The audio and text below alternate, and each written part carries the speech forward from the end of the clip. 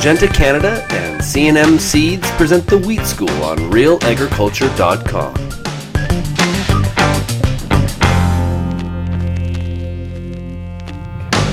So Real Agriculture comes to you today from a cool and crisp Listowel, Ontario, where we're joined by Del Cressman, winner of the Grain Farmers of Ontario Spring Wheat Challenge.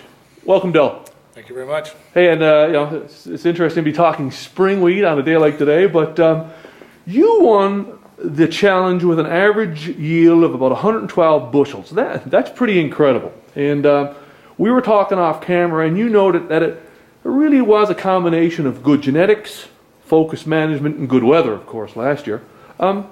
Let's start with your genetics. Tell me about Wilkin. You planted a new variety from C&M Seeds.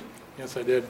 In the past, we've used the Sable program with C&M, and anytime a new variety comes out, there's a little bit of data in the background, and I chose the Wilkin because it did look good. There's no two ways about it, and we gave it the shot. It was treated seed, and we certainly were impressed by the way it turned out.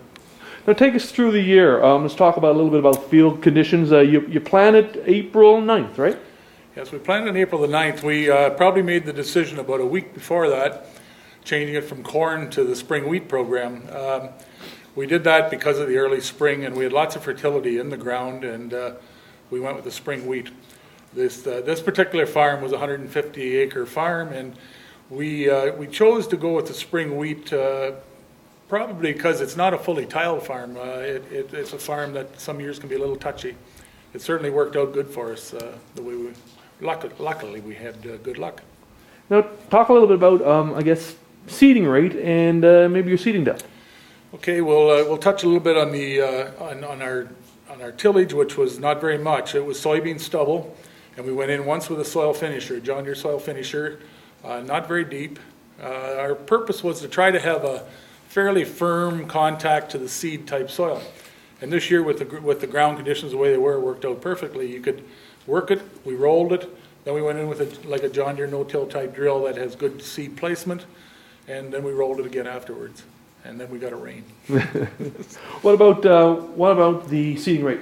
Okay, the seeding rate, we probably planted the wrong way in a way, but we always planted around that 140, 150 pounds of seed, which this year with the seed size was a little bit smaller, and we ended up around that 2 million seeds, which is a lot of seed.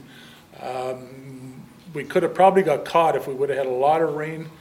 With our high fertility, we might have had more lodging than we did, but the way it worked out, it did work out. Yeah. Now let's talk a little bit about nutrition. Now, turkey manure, right? Yes. We were lucky enough to be in an area where we rent some ground from people with chicken barns, and we get the manure back. So this is turkey manure in this case. I like the turkey manure with the straw. It has more residual value in my way of thinking anyways. We went and put the manure on, we worked at that and then did the planting and stuff afterwards. We also, we did a seeding depth of about 1 3/4 inches, 7.5 inch spacing, and that's the way we did it. We did come in after, with spring wheat, you want to be careful with 28%. We used 25 gallons of 28% afterwards, but it was before the wheat came out of the ground. Right. And a total end rate of 150 pounds, or? It would be close to 150. With manure, you're never 100% sure how it's going to release, but yes, we definitely had adequate. Yeah.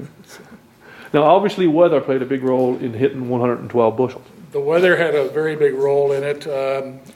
We got timely rains. We got to be fairly happy in our area here. We were lucky, and we got rains quite timely. Our one other field that my daughter was involved in, which was about 3 miles away from this farm, it had a 4-inch shot one afternoon. Well, that did test the lodging program. So. Now, just before we started the interview, we were talking about, the benefits of being in the wheat challenge, and it really helps you focus on your management, and and you can get a pretty significant return on management.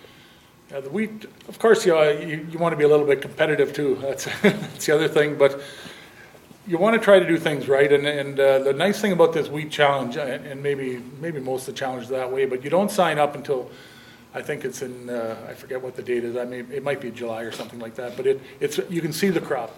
And so you see if you think you have the potential and you're checking the field more often, I guess is another good thing about being in that challenge. Your scouting gets to be a little bit better. I'm fairly happy the way it went. There wasn't a lot of real headaches or anything. When you're harvesting, you have to take a lot more careful. You want to be careful all the way, and it takes a little more time, no doubt about it. But it was worth the effort. Now, a question on hitting the 100 bushel plateau. What does that tell you about growing spring wheat?